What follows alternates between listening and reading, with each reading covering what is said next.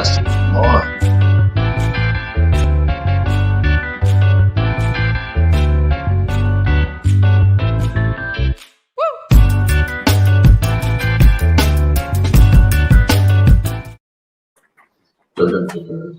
We're live?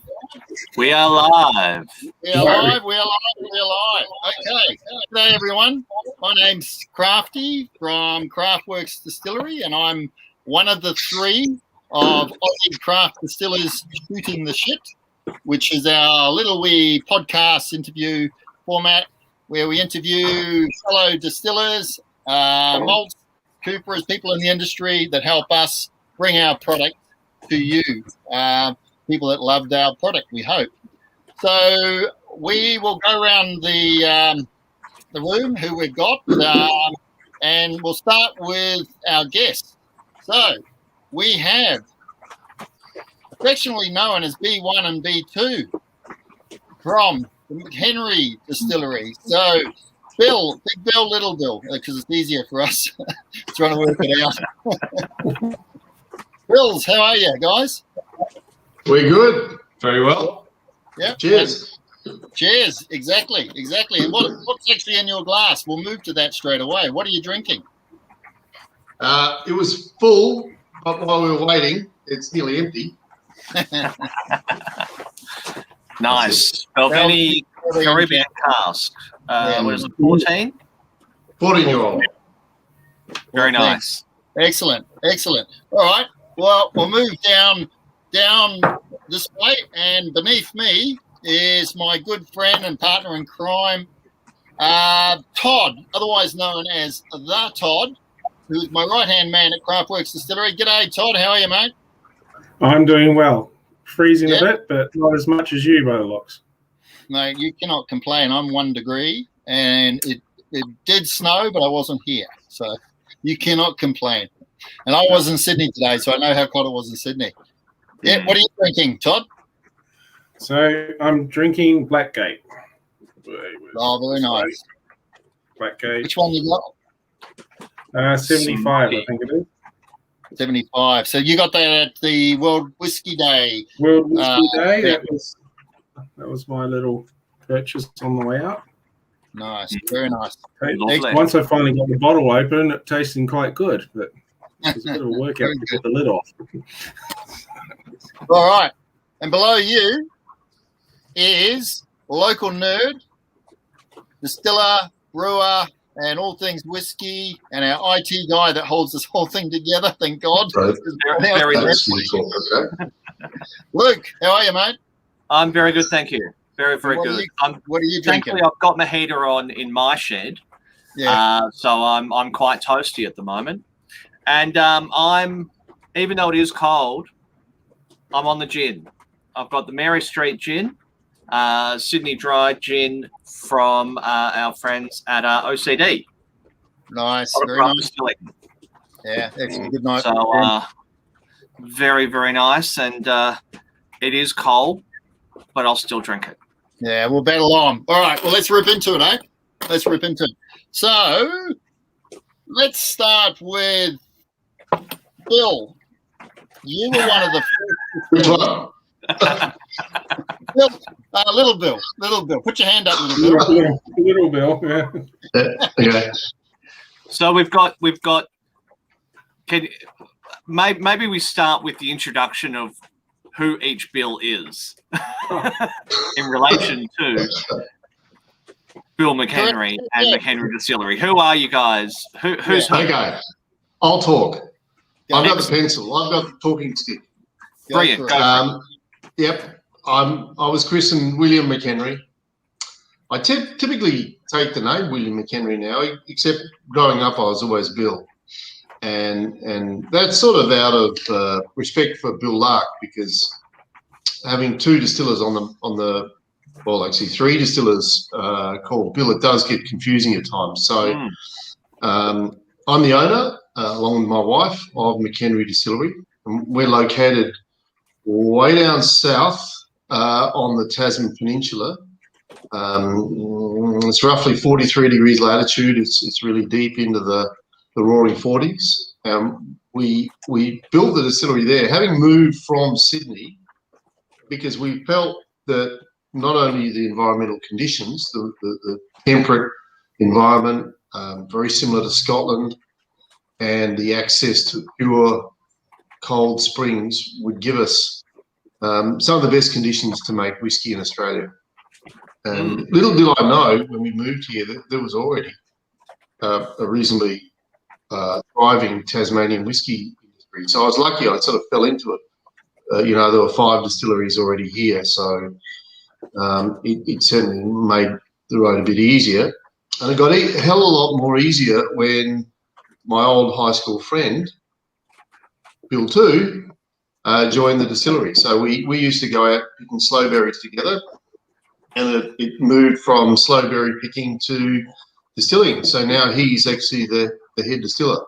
So I'll hand over the talking stick and I'll let Bill introduce himself. Well, we're both from Adelaide Hills, and which was God's own country back then, wasn't it? When we were young. Couldn't have asked for a better place or a better time to grow up. And we had a good time, and from our early 20s through to into our 40s, we barely saw each other. But now here we are, living in each other's pockets once again. My plan, of course, my plan at high school was that I would be in the position of McHenry and owning the establishment, and he would be in my position as an employee, but it doesn't seem to have turned out that way. Not sure why. Anyway. Chasing too many girls. Yeah, that's how it is. Luck of the draw. So go back to the start, Bill McHenry. Go back to the start. I met you Salamanca Market. That's how I remember it. When you were, this was before you actually released any of your stuff, and you had three capes from memory. Yep. Is that right? So tell us the story about that and how it all began there, and how it evolved from there. Okay, so before the distillery came the idea, and 2006, I was actually living with my family in Sydney, and my neighbour came over. We had a great meal, and as it always was the case, Graham, my neighbour, used to stay back, and we used to sort of talk philosophy and astrophysics and shit like that. And the conversation wouldn't go very long because we didn't know anything about philosophy and astrophysics. So we always sort of ended up, life after 50. And Graham at the time said to me, look, it's obvious really what you should do, Bill. And I was pretty keen to see what he thought my qualities would lead me to. He said, well, with a name like William McHenry, learn the bagpipes and make whiskey. And everyone, when I tell the story, everyone has a great chuckle, and that's how he meant it. He meant it as a joke, but I actually took it very seriously and started researching, learning about it. Luckily, the role I had allowed me to travel a bit still overseas, and so spent some time in Scotland and really fell in love with it. So it then just took the challenge of convincing my wife to move to Tasmania. And you got to remember, whilst Tasmania is a sort of everyone wants to go to, and a lot of people are now moving down here, but so 15 years ago, it was still the butt of a lot of jokes. It was still a bit of a backwater. So it was a bold move, to be honest, to bring the family down here. Anyway, I persisted, got my way. We moved here 2010, and we opened the distillery. And as everyone watching the podcast will know, whiskey takes years to make. And every business, whether it's a whiskey business or a news agent or a pizza shop, you need cash flow. And so I secured, how about this, guys? I secured 20 barrels of Sullivan's Cove whiskey. And we were tempering it back at the distillery with our water. We kept them aging for a bit longer, but then we were basically selling it under a white label, under a private label called Three Capes. And we were selling bottles of Sullivan's Cove for $160. Oh, no, it was less. Actually, it was about 120 to 130, I think, in the early days. Wow. Right. Yeah, I know. How many of If only I those could- barrels do you have left? Any at all? That many. Damn. Kept a few bottles, thankfully. So I've still got, I think, I'm not sure who the audience is, but, I think the best thing advice I got really from Bill Lark was keep an archive of whiskey. So every time we do a release, we actually hold back whiskey. And so we've got a little room in the distillery that's just filling up with a lot of our early releases, which allows us then to go back in and do special VIP tastings, give away for charities, these sorts of things. So we can really add value to the experience of coming to it. And I still have, I reckon we've got, I'm guessing it's a few dozen bottles of the 3 Capes still. Oh. Is that about right? More like 1 dozen than a few. Okay. Wow. 1 dozen. I've got 1 bottle left. I remember when I was in Tasmania once, and I went around a whole lot of bottle shops in Tasmania to pick up as many 3 Capes as I could. And I remember getting them home and lining them all up, and they'd flocked. Some had flocked. Yes. The colour consistency wasn't there, and that was one of my first experiences of that. And I was like, that was the first experience. Yeah, look, flock's an interesting thing because we reckon we don't cold filter, chill filter, and we say on our labels quite proudly that flocking will occur. You will get cloudiness because we reckon there's a lot of flavour in that flock. We don't like taking it out. We think you actually get a lesser experience. So we try and keep the whiskey in its purest form. And I reckon you might know, Crafty, because you're a bit more of a sort of a follower of these things, but there is a French whiskey which is like, I think somehow they do it, I'm not sure, but it's almost half flock. It's incredible how flocky it is. But it's super popular in France, I know that. And because it's a French, I saw it there a few years ago because I looked at it because the tendency for us these days is we don't like blemishes. We don't like, what we think are imperfections. And so I noticed this stuff on the House of Whiskey in Paris in their store, and I asked about it, and they said, one of the most popular whiskies we have, and it's highly flocked whiskey. There you go. One of the analogies that I use with flock is it's like a gravy pan. It's like a burnt gravy, and it's the scrapings off the bottom of the pan. It's just really, really intense flavour. And I had an experience with my own flock last week. Had a couple of bottles of an earlier release, which we call Blue 01, and it was the last 3 bottles, very, very concentrated flock. And I was at home, and I poured it, gave it to a friend of mine. It was delicious. It was absolutely, it's just the mouthfeel, the length of flavour, the everything about it. Flock is a very interesting thing, isn't it, to experience? So highly recommend that. Yeah, cool, excellent. Okay, so where you changed direction over the years. Originally it was whiskey. You were 100% whiskey. That's what it was, and then you moved into gin.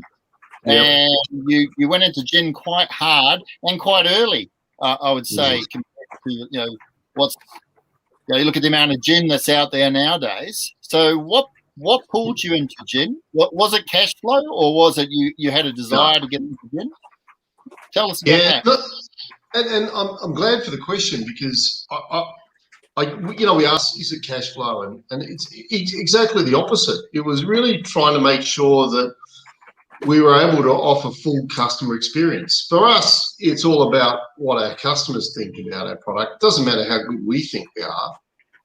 It's always about what the customer thinks. And we would get people coming to Salamanca store. We would get them coming down to the distillery to do tastings. And there'd be always a question, what else? If I'm not a whiskey drinker, do you have anything else? And so, vodka is a relatively easy thing to make, but I don't find vodka all that satisfying to make. To be honest, vodkas often, good vodkas are stripped out, alcohol. So we didn't want to do that. So we thought, look, gin was a great product. We started making it. My wife liked it, so that made it easy. And we were lucky that we got in pretty early in the whole gin thing. 2012? Yeah. Wow. 2011, I think, was the first one. Yeah. And we sort of got caught with that tidal wave. We just got swept along. And to be honest, we've sort of become overwhelmed a little bit now by all the gins that are out there. So one thing that we actually always like doing at the distillery is just intellectually challenging ourselves. Yeah. So we're always trying out different spirits. So we did move on. We make 9 different gins, I think. We're now making rum. We made a bunch of brandy. We do contract brandy making, and we've started doing one of these Chinese spirits, but more for skunk than anything else. So we a lot of the stuff we do is very much about challenging our own intellectual curiosity. It's about being savvy businessmen. What's next.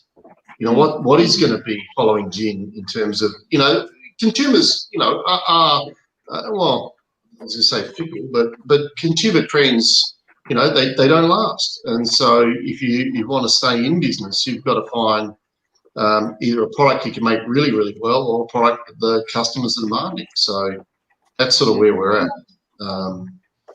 But it's funny, the gin thing has been really good for us. I still tell people that we're a big time whiskey distiller. On any given day, we're making more whiskey than gin.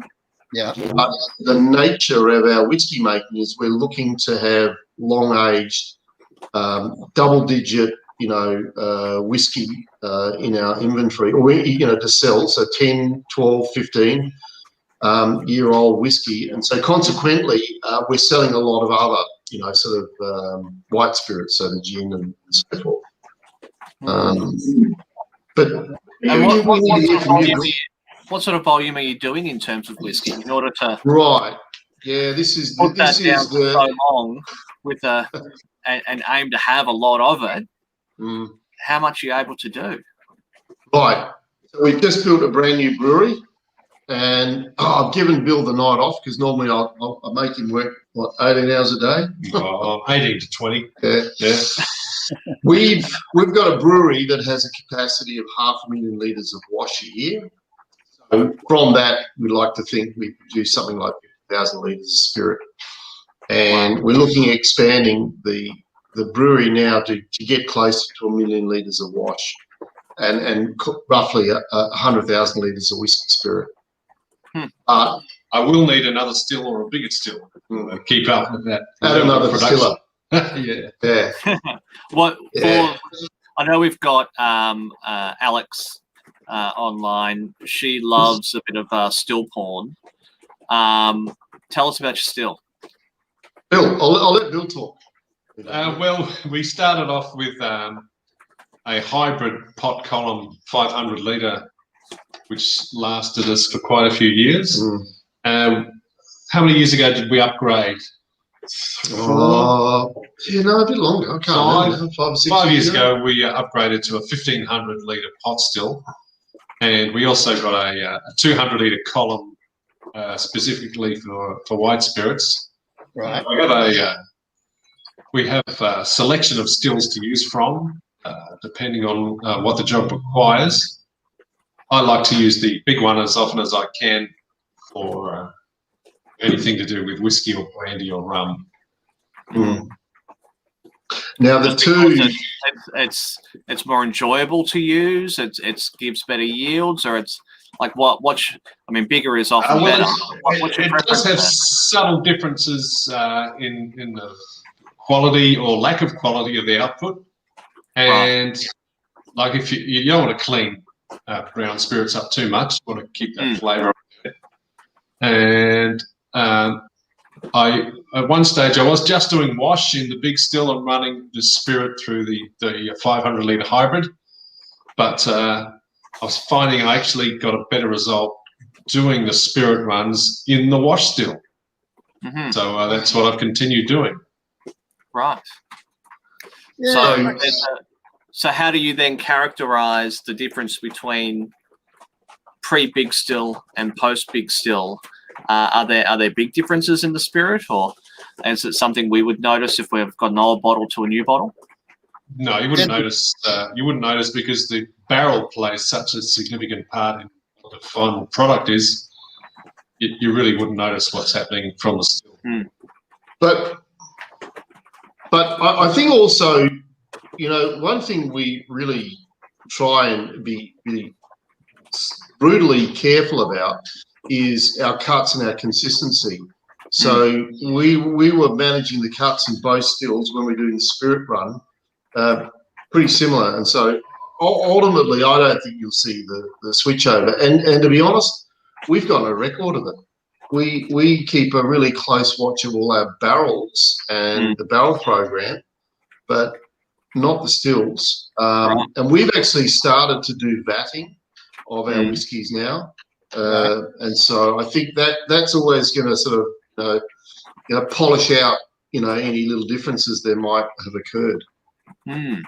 Okay, I want to talk about fermentation. So one of the things that I've learned in my short time in having my own distillery is so much of the magic happens in the ferment. There's so many levers you can pull at a ferment level that have a flavor impact. So you're transitioning from a wash, which you've had purposely made at a brewery, to your spec, and you've had consistency in that product, and now you're moving that over across to your brewery, where it's all new. Question: Are you changing your mash bill, your wash, and how it's getting made, or are you trying to replicate what you've got in the brewery, and then have plans to change it, or are you quite prepared to stay with what you're using currently? I'll answer half of it. So, interestingly, for the first 5 or 6 years, we were actually taking all of our wash out of the 3 breweries here in Tasmania. Initially, Cascade. Yep. Then we went to Brew, and more recently we're with Last Rites. Now, for the the whiskey so the people that are really interested in whiskey, Sullivan's Cove actually were having the same wash made by the same brewers. So the wash profile for both Sullivan's and ourselves was pretty close. When we were planning our own brewery, in fact, we designed a brewery that was almost identical to the Last Rites / Moo Brew breweries. So we're able to effectively to essentially take what was a contract manufactured wash to an in-house manufactured wash. The grain bill is exactly the same. The yeast profile is exactly the same. We actually got the Last Rites guys in to have a look at what we're doing, and we actually brought in a contract brewer as well to start us out. So I think we've been able to pretty much replicate what we were getting in terms of flavour profiles. Right. But Bill might be able to add to that, because we have actually improved on things a little bit, which we're quite happy about. And what we have improved is we've got 1 or 2 more % alcohol out of our wash than we were getting from the brewers who were providing. Right. What do you put that down to? I mean, an extra couple of % is pretty damn good. Yeah, it's a lot. Yeah. The mash bill, I mean, the proportions of barley we use, where I think we're doing 3 spargings, are we? Not the 2? Well, we haven't got our brewer with us here tonight, but I'd have to let him answer that. Yeah, I think it's 3, yeah. But we actually got, right. Yeah, we got, if people know him, but he used to actually brew for Lark, decades ago, Evan Hunter. He's now working for a brewery in Bendigo. So Evan spent 6 months with us really closely, trying to get some real efficiencies in the business, and we're pretty happy. The early fermentations were about the same as we're getting from us, right? They were, yeah. But we've changed the mash bill a bit, and that's allowed us to, sort of extract a couple of percent, which doesn't sound a lot, but it means a big difference in terms of fruits that we get at the back end. But definitely. One thing we don't want to do, it's not all about efficiency. Flavor is still, king for us. We don't want to be like one of these big mass manufacturing, breweries, distilleries that, their average percentage yield for alcohol might be 12 or 13%. We're not going to go there because we don't want to sacrifice flavor. But we do like to think that if we can get a little bit more alcohol, that's good for us in the long run. Yeah, it gives you a bit more to play with. Yeah. And you put a lot of emphasis on barrels. So I remember, one of the very first discussions that you and I had when I came down and spent an afternoon with you before I started independent bottling, is you said, look at your wood and try and get interesting wood. And which is exactly what I did. I went off and I spent some time with Boney and that, and I got lucky with some wood, which is always a good thing. So tell us your story about your wood policy. How do you go and source casks? What sort of casks do you use? What excites you, and what doesn't excite you with wood? Okay. Look, again, it's going to be a two-way conversation here, but I always used to use Bonesy as my sole supplier. I didn't feel I knew enough. We didn't know enough about wood. It is a case study in its own, and we more recently have brought Bonesy back to help us a little bit. But at the same time, both Bill and I have been out there sourcing ourselves. It's quite satisfying to go out and talk to winemakers, to talk to other brokers to see what's out there.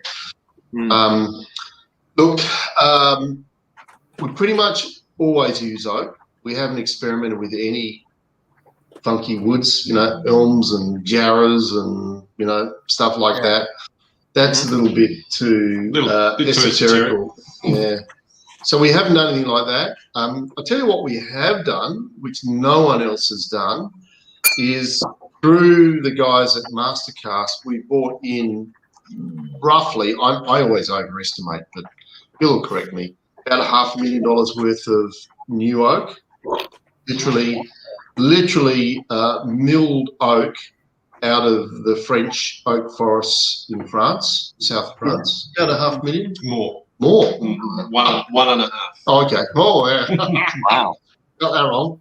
And we're air drying it at the distillery.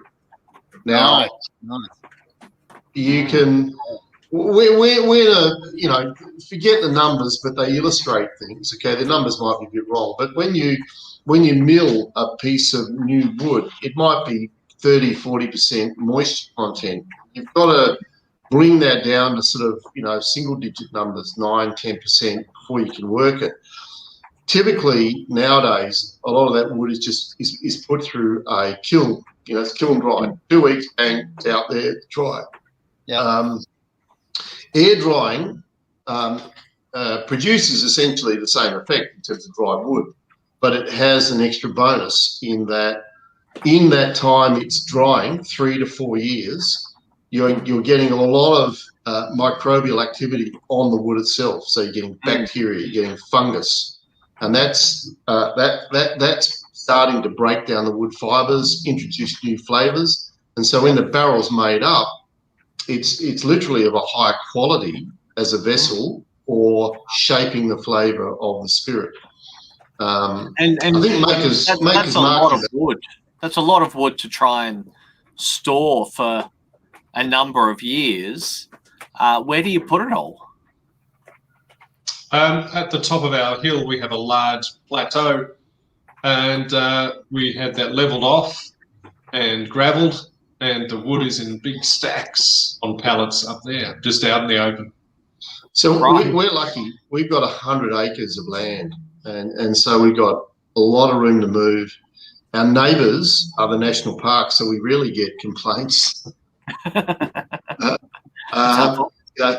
We do fireworks every couple of weeks up there, so we like to enjoy ourselves. But yeah, so we're lucky. We got a lot of space, and one of the reasons why we're doing the air drying of the wood is because the environment allows us to essentially dry slowly over that 3-year period. The humidity at the distillery is on average 75% all year round, and so the drying of the wood is really slow. But in that time, you get all that microbial breakdown, which is going to enrich that wood and make it special. So how long has it been drying for now? Oh, sorry, Crafty. I was just going to say, in a way, you're almost introducing another level of, and I love this, terroir. Yeah, terroir is the word, Crafty, because it is about the environment. It is about the place. There's something specialness in where everyone is, but certainly where we are, and we're trying to bring that through in obviously the barrels and how we age our whiskey. Yeah, cool. So, Luke, you go. You got the stick, Luke. You go. Damn it, where's the stick? We have to give it to Tom. So they're sitting there on pallets, open to the air. They're obviously going to get rained on and everything, and still over the 3 to 4 year process dry out properly. How far through that process are you? How many years have they been up there? About 2.5. Right. Okay. So another few. Yeah. And they'll be ready to start using. Yeah, I think some we had a little bit of wood go, so we're trying that out. But it's really the bulk of it's probably 12 months away. It'll be a summer when it goes because the winters here are very wet and moist. Yep. And so what we lose in the summer goes back in the wood in the winter. So it'll at least be 6 or 18 months, one of those two. Yeah, and it can be hard to get a truck up there in the winter. I would imagine so, yeah. When Bill talks about it, it's actually Mount Arthur. It's not a hill. It's a mountain. Just a little hill. Yeah. It snows. We have snow. We can ski on it one day a year. Nice. Part of your future expansion plans. Yeah. A little piece. Yeah. And you're going to ask us what we make our skis out of. Oak. Yeah. What else? Funky oak at that. Right. Yeah, let's have our 20 seconds of fame with the Todd. So holy crap, 20 seconds this week. Oh, was it 2 seconds 2 weeks ago, was it? I'm getting more now. Okay. And you guys have used all my questions so far tonight, so it's going to be a bit of a challenge. Well, I'm going to frame it. Yep. I'm going to frame it. So right. Bill, you'll love this. So for my first 3 years, I called myself an apprentice distiller. I refused to call myself a distiller because to me, it's like you don't walk into a butcher shop, pick up a hunk of meat and a knife, and you're a butcher. You got to learn. So I put myself under a self-imposed apprenticeship, and so Todd was the apprentice's apprentice, and I've now graduated to the distiller, and so Todd is now the apprentice. So Todd has questions that he loves to ask distillers about their experiences and relay it back to some of the things that him and I have done and just how wrong some of the things are that we've done. So he'd like some advice. And boy, have we done some wrong things. So Todd, it's all yours, mate. Fire away. So Big Bill, since you're basically my counterpart, what has been the biggest challenge with coming into a distillery and helping out someone else to get their distillery up off the ground? Oh, you're on mute there, guys. Oh. There we go. Yep. Probably the biggest challenge has been scaling up and going from making small amounts of something happy with to making maybe 10 times an amount per batch and keeping the same consistency and quality. That's the biggest problem that I've encountered. Mm-hmm. And handling of large amounts, large volumes with limited handling facility. Right. Personally, I'm looking forward to that challenge because that means that I might actually get paid as opposed to. No, okay. With scale comes money. Just having a hobby. We didn't have a forklift. We couldn't afford a forklift for Until 2 years ago. Yeah. Wow. You know? Wow. So we had a hand fork and we did a lot of just lifting The ourselves. old winding one? Yeah, the old winding Yeah. one. Yeah, that's it. Pumping up and down the handle. Yep. Yeah. So materials handling is a big challenge if you're scaling up. So, Big Bill, what was your background in distilling prior to joining? Prior to joining McHenry's Distillery, my background in distillery would have been sampling the products of other distilleries in certain social situations. Mm-hmm. So you are a passionate enthusiast. Oh yeah, mainly in the form of drinking after work at shearing sheds where I would be working as a wool classer. Right. Okay. Interesting. So you've been around sheds quite a lot. Yeah, since I was about 19 or 20. Yeah. So just on that one, in my very basic understanding of wool classing, both Crafty and I come from a colour matching background. Mm. And what we're finding is when we start to get into vatting and such, some of our colour matching skills have actually come across into taste skills. Absolutely. Just some of the techniques that we use. So is there any sort of similarities between wool classing and making whiskey? That's a good question. The similarities I've found are that there's probably just a little less misinformation in the whiskey industry than there is in the wool industry. But both of them are quite highly up there in terms of what people think and what really happens. Right. You're saying with like wool classing, microns and all those sorts of things. The perception people have from the outside is completely different to reality. Mm-hmm. Probably the same in the whiskey industry, I'd say. I would imagine so, yeah. I mean, I can see wool grading as being pretty glamorous, and you're out there in very comfortable conditions at all times with wonderful aromas and Absolutely. Yeah, some very highbrow people. Conversation with the work colleagues. Yeah. Always top-notch accommodation when away from home, and always well recompensed, of course. Right. Yes. And viewer William Rule says fewer burrs. I always worked in pretty burry country out there in Western New South Wales, south of Broken Hill. Oh. There you go. So with no background other than tasting, Yes. how'd you get roped into being head distiller in a distillery? Well, McHenry knew about my obviously huge brain and knew that I could pick anything up within probably 10 or 15 minutes. Right. Okay. And so we just took it from there.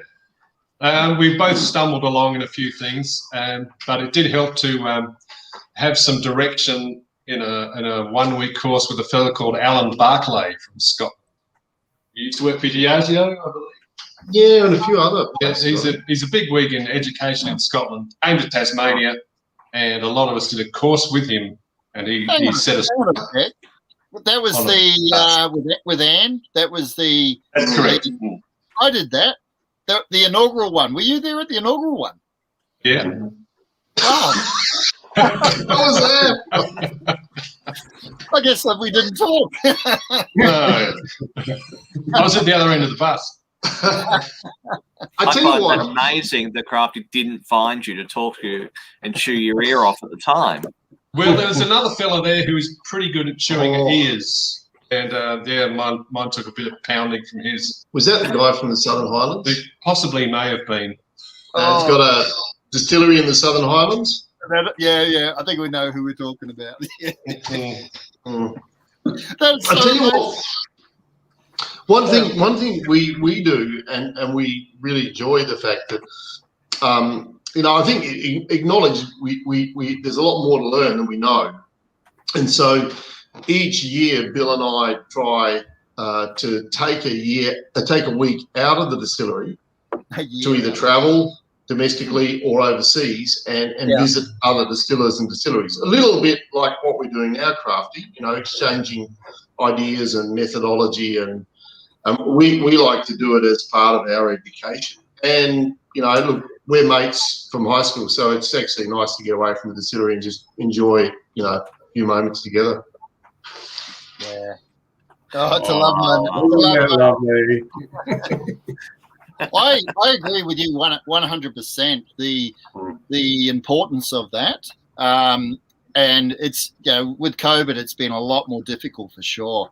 But I know just with my own experiences and just communicating with other distillers and batting ideas around, and now I'm doing it more and more internationally as well, and it just helps your knowledge build, and it gets you thinking different ways, which you then take it into your own distillery and go, how can I apply that? That's something of interest.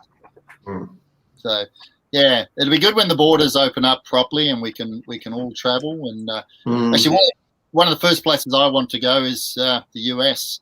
I'm excited by what's happening in the US with single malt. Yeah, I want to go West Coast. Up Washington State, up there is dynamic. What they're doing on the brewing and distilling side. So do you draw more inspiration? So you said earlier that you draw a lot of inspiration from Scotland, and obviously chose Tasmania due to its approximation to Scotland. Do you still look to the US or to Japan, to other whiskey areas to see what they're doing and how they're doing it? Yeah, look, I like to go to the sort of the frontiers of distilling. In that, distilling and maturation is pretty well understood and pretty well documented. But how these, how your product is marketed, sold, promoted, half of what we do is production, but half of every day we're working is selling. And so to be able to learn from these guys that, maybe a sort of a hop, skip and a jump in front of us as a sort of a frontier of distilling is, I think, we gain a lot. And so pretty keen to go to new frontiers of distilling just to see what they're doing on that front. And what's the most exciting thing that you're seeing in the spirits industry at the moment? What are you looking at going, that's pretty cool? Little bit of tax reform. You got to Still got a start long way to go. Still a long way to go. You've got to start somewhere. Yeah, look, I've got to be careful how I say this. The wine industry have had $500,000 rebate to their benefit for the last 20 years. Okay. Now, if I came into when I started distilling, we were losing money, but we were still paying tax. We still paid excise on a loss-making business. I found that profoundly unfair. Now, through a lot of effort, we've been able to essentially equalise ourselves with the wine industry, but we still pay the highest rate on excise in just about the world. It goes up twice a year. It's just wrong. It's just unfair. And I'd like to sort of see it change, but I don't know. Every government I've seen in the last 10 years is pathetic in terms of wanting to get reform. and harmonisation within the alcohol industry. So, you know, spirits are heavily penalised. For what reason? I don't know, but it's just the way it is. That tax reform is going to really unleash, certainly us, in terms of investment. We're now looking at new bigger stills. We're looking at more people to employ within the business. We're looking at bottling lines. We can really get serious, you know. And that's what it's about, though. That's what it's about. It's about putting the money into the business and building sustainable businesses and growing the industry. So they've ticked the box on that, which is good. It's not about bringing down prices. It's about reinvestment. Oh, not for us. No. I mean, yeah, see, we operate in the Tasmanian market. Bill, you equated it as the Hadrian's Wall, didn't you, today?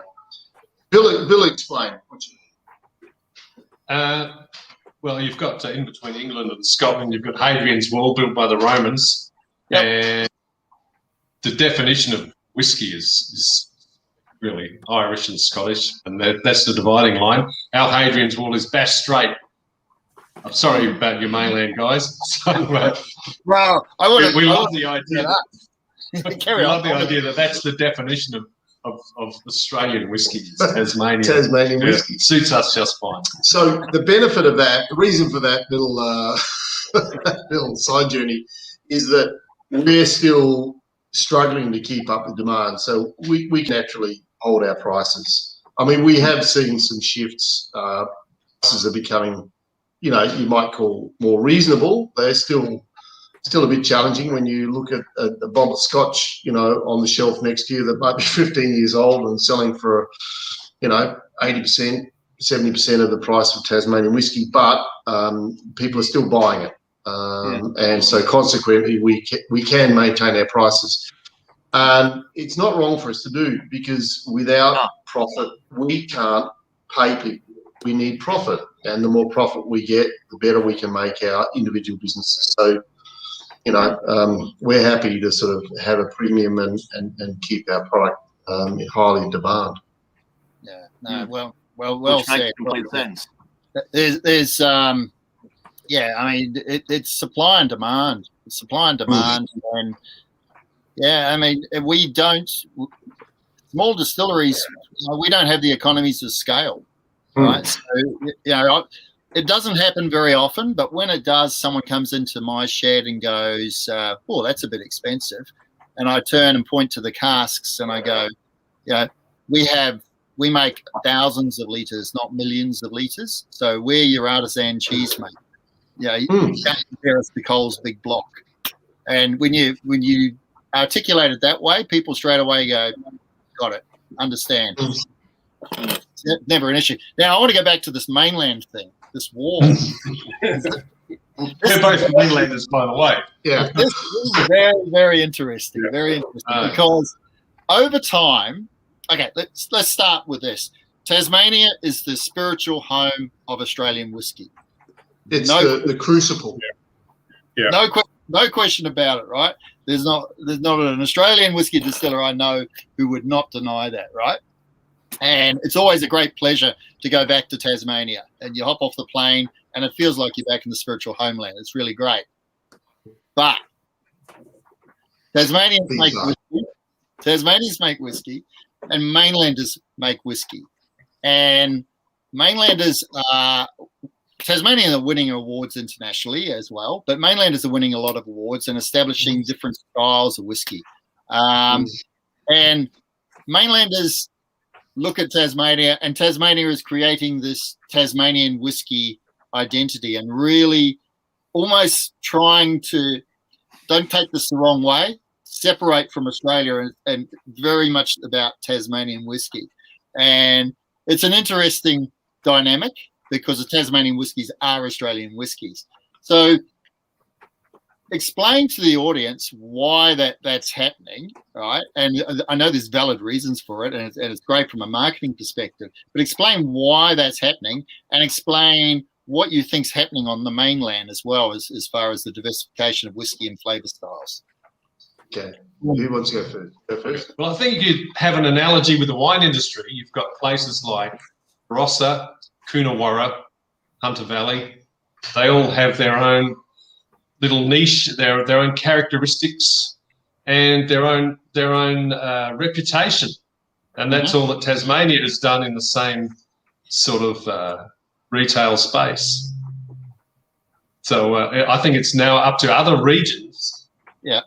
Don't put yourself in Australian mainland as a whole. It's way too big. You've got to find a little province, a little niche that you can call your own. The one thing I challenge in my own thinking is where I am, 2 hours down the road, Brian from Blackgate is making a totally different style than what I'm making. Jones and Smith, 2 hours up the road, a totally different style. So the idea of a regionality of whiskey, like a Scottish Lowlands, Highlands, and that, I don't see that in Australia. I see it very, very much about individual distilleries and the styles that they're representing. So within Tasmania, yes, it's a region, but there's so many different styles of Tasmanian whiskey, isn't there? Yeah. Look, I mean, we all like to say, you know, our whiskey, McHenry whiskey, is going to be different from Sullivan's or Lark or Hellier's because we want people to buy our product. You know, look, there is always the competitiveness on the shelf. For a long, long time, it's been difficult to get Australian whiskies on shelves, and so when they were allowed, you know, there's only a very small amount of shelf space. It's increasing. It's getting better and better, and so consequently, you know, that race for shelf space, you know, the Tasmanians saw basically if we could call ourselves a category, we wouldn't be a single product on it standing in there on its own. We'd have 2 or 3 other products, you know, taking shelf space. And initially, all we were doing was taking shelf space off the Scots and, you know, a bit of American whiskey and maybe a bit of Japanese whiskey. I agree. Look, you know, ultimately, there's good whiskey being made on the mainland. It's all different. You know, look, at the same time, we like to be very proud and parochial about Tasmania. I think we should also be pretty proud about Australia in general in terms of where it's come from in the last 10 years. So I'm sort of with you, Crafty, but a bit against you. Tasmanians. No, it's all good. It's all good. It really is. Yeah. Okay. Question. Can I ask you guys a question? Yeah, go far away. What's your angel share per year? What happens in your barrels under your storage conditions? I reckon about 8-9%. That's what we're losing. And correct. Is it? Do you measure the alcohol? Do you know if you're losing water or alcohol? Well, that's a really interesting question because I think we're sort of we go up and down 1 or 2 points, but we generally end up pretty close to where we started. Okay. Having said that, though, we discovered on our independent bottlings, some of that stuff was doing different things. We'd be gaining alcohol, and then other liquor from other distilleries would be losing alcohol. Yeah, that's true. What we're finding on our new make is that at the moment it's appearing to basically break even the whole way through. Although we lose volume, but we don't necessarily lose alcohol. Now we're the bulk of your barrels are hundreds and 20s, are they? The small barrels? Hundreds, very little 20s. We moved off 20s right from the start. We got a couple of 200s and 225s, barriques.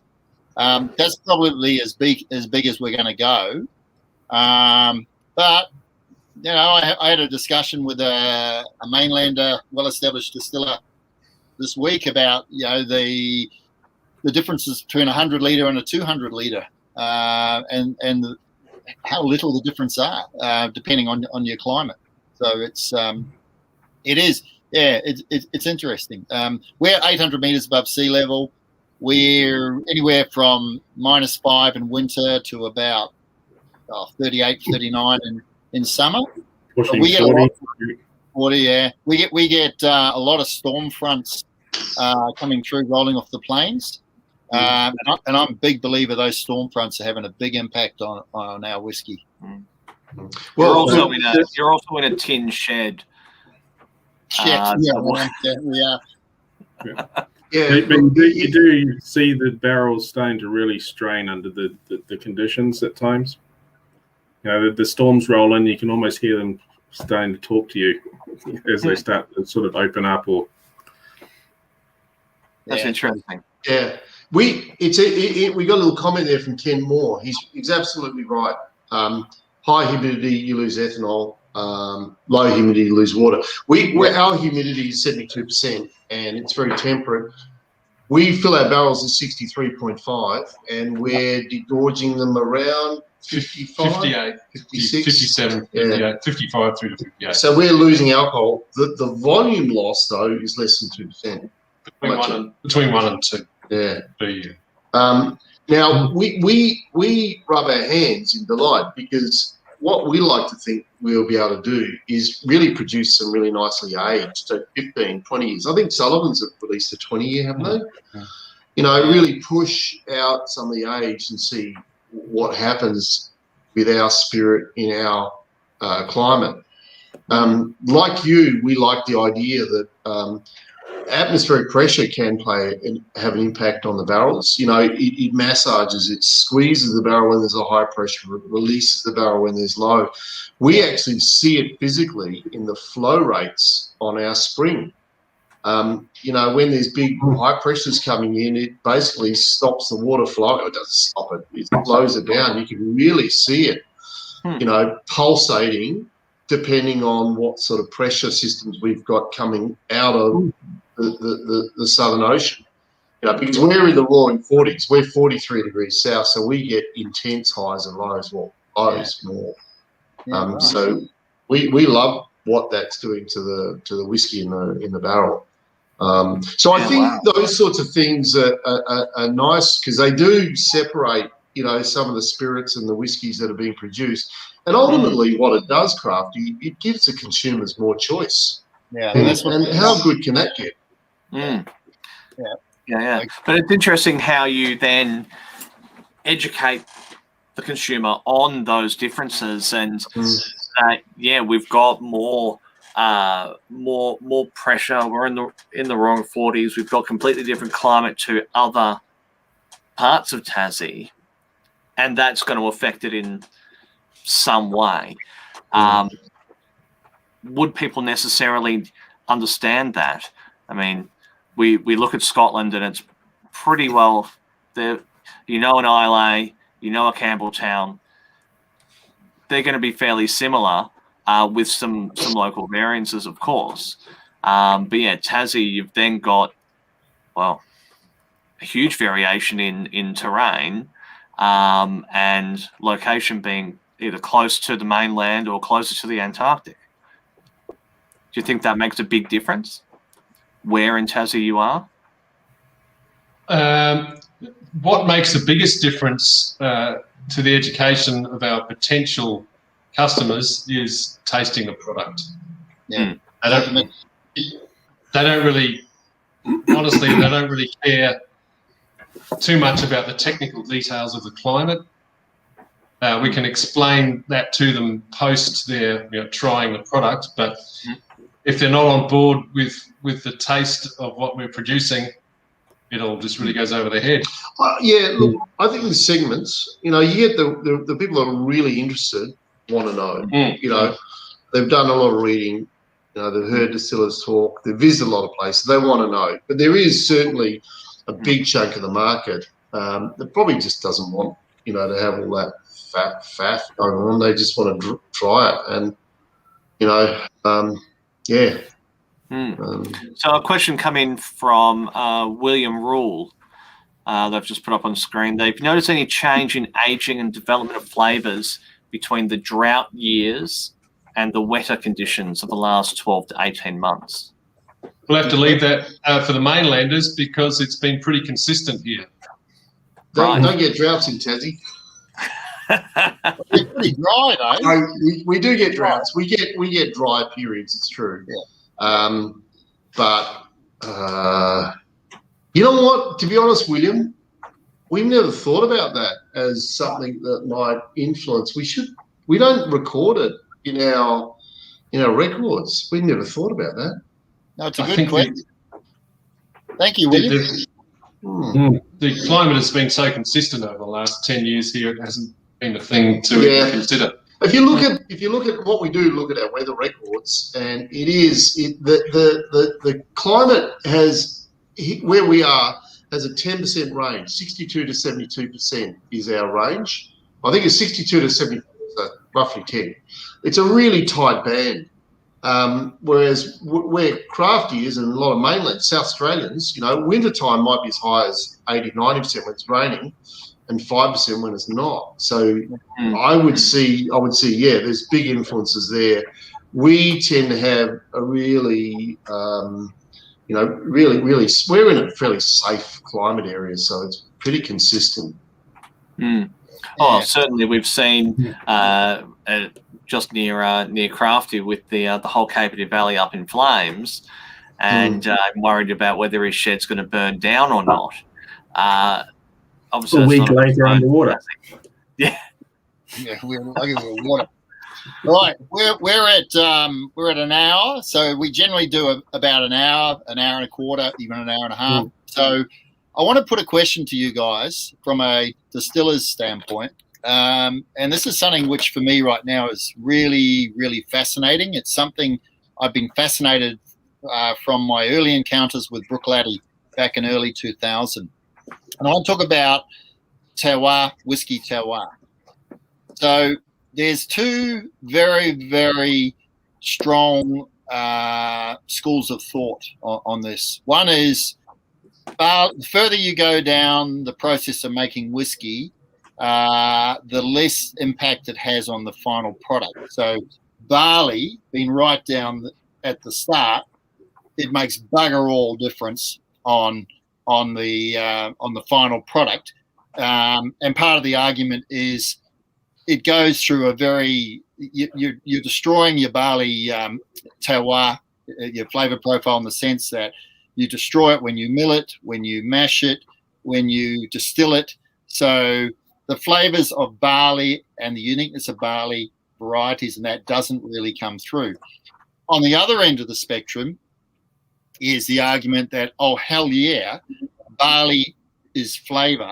And depending on how you make your whiskey, you can really extract differences from different barley and that. And where the barley grows and the terroir does actually have a major impact. Now, like I said, I first encountered this with Laddie, which was very much driven by one of the owners at the time, Mark Rainier, who has taken it to Waterford, created Waterford Distillery in Ireland, and there's some fascinating things. I'm very much in the camp of terroir, and I want to explore terroir myself. What's your take on this whole argument of doesn't make a blind bit of difference to, oh, hell yeah, it does? Yes. Well, I'll be interested in what you think, Bill. This is obviously, I think it must do what it can do. Ultimately, it for us, because we're artisan producers, we can control that a lot. Through the fermentation process. I think in the terms of fermentation process, we don't talk enough about yeast and yeast combinations and things like that, because let's face it, that yeast is the thing that's producing all those esters and all those little flavour molecules. We visited Scotland last year, and the way things are peated can have a big difference in terms of the flavour profiles, particularly in peated smoky. So I reckon, I don't know, I'm of the camp that it does make a difference. And if maybe it comes back to who's tasting it. I mean, if you've got a powerful enough palate, you'll pick those differences. If you've got a palate like mine, I'm a bit of an average palate. So sometimes I can't tell the difference, even though the wand has been, sort of waved over something. The magic has been, cast upon the product. I don't know. Is that a yes and a no at the same time? No, that's a yes and a no. That's fine. What do you There's think? no wrong answer. Ask Bill. Hang on, Bill, Bill, your turn. No, I think you're on the money there with yeast. I think that's more important than barley. The conversation's always been about the still, the shape of the still, things like that. You go, oh, guys, move on. There's more to it than that, please. But of course, the barrels, and I mean, barrels are huge in terms of what they do. But there must be, if you look at all the steps involved, you can shape a whiskey in a lot of different ways to make it unique and special. So I don't know if I've talked around it. I think there's I just feel that there's lots and lots to play around with all of that. The way there are a billion variables. Many. Your line arm, which way that's running and things, all just adds to the complexity of your whiskey, and really does change the flavour. The heat at which the temperature that you pitch your yeast and then that you do your ferment at, the yeast itself, how you ran your actual. All of these things is what makes it fun. If it was just absolutely. Whiskey came out the other end, it would be a bit boring, really. As you said, Bill, everyone's making different whiskies, and that's the exciting thing. That's what giving our customers the choice. And we are, there's so much exciting. Here's a question. What's exciting you in Australia right now? From a distillery. Well, you're close to this one. I want to see how that patent challenge goes. Oh no. Exciting me. We didn't believe that. Look, I tell you what, we try. I mean, we're not there yet, but our objective is to export 60% of all we make at our little distillery. And I'm really excited about is the overseas interest in our product. Anywhere in particular? We're into Europe, Italy, Germany, about to go into Spain. We're in Japan. We've had inquiries out of the US. So, some substantial markets. Yeah. What I love is that literally when I got into this, 11 years ago, it was who, what, why, it was literally we had doors slammed in our face. And now there's a recognition that, the spirit made locally in Australia is as good and sometimes better than can be purchased, domestically wherever the domestically is, Europe, America, Asia. That's exciting for me because it means that my, plans to conquer the world get there. Excellent. Bill on the side to help you with that challenge, that campaign. Yeah, that's good. All right, guys. Well, I think we'll wrap it there. Thank you very much. This is take two. Our take one didn't quite happen, but we got there in the end. Thank you. It's been great. We've had a lot of fun. We've learned a lot, and it's always good just shooting the shit like this. So I hope you enjoyed yourself, and we will catch up. We'll catch up at some stage soon. I'm looking forward to it. Yeah, open invitation to you, Crafty, your team, and viewers. We've got 2 new cabins at the distillery. They purpose built to actually welcome people down to the peninsula where we are, so they can spend some time, living the life of the distiller. It's not half bad. It's not half. Sounds awesome. Yeah. Cheers, guys. Thank you. Yeah. Wonderful. Thanks, guys. Appreciate it. All right. Thank you very much. So a little reminder to all the viewers, if you haven't yet, hit the subscribe button on Facebook and YouTube. Once we hit what's our magic number, Crafty? 800? I think it was 800, wasn't it? Yeah, I think it was 800. Once we hit 800 subscribers, 800,000? that would be wonderful. Yeah, then we retire. That would be fantastic. Oh yeah, absolutely. And then maybe rather than doing one a fortnight, we'll do one every couple of days. His name is Crafty, not Beyonce. No. I'm sure he can shake it. Let's face it, with a face like that, he's a very good distiller. As I was saying, so hit the like button, hit the follow, subscribe button. Once we hit 800, then we're going to run. We're going to pick a name out of the hat of all the followers and subscribers, and you go on the draw to win a Cooper for a day with Andrew Young at YN Cooperage, which would be awesome. I know we're booked in, I think, in September, are we, Crafty? We'll be there early September, absolutely. Oh, it's going to be so good. Yeah. I'm going to have to put on these splinters. So if we can get to 800, we'll bring the person with us. Hey, Crafty, we're happy to throw in a free night's accommodation at one of our cabins. Oh, there you go. Consolation prize. How's that, guys? Which is better? Thank you. This is a mega prize. That's right. Yeah, that's awesome. Thanks. So I will. I'll put a link to the YouTube channel in the chat for those on Facebook. We just had people ask that. All of our details you can get us on the podcast as well. We're on Apple Podcasts, Google Podcasts, Spotify, plus the website, which is craftdistillershootingdirt.com, which has all of the links to everything. As well as past episodes. So get amongst it. And coming up, we've got Sunny Hill Distillery, we've got Highwayman, and we've got Westland from the US in the next month and a half. That's what we got lined up. So we've got about 30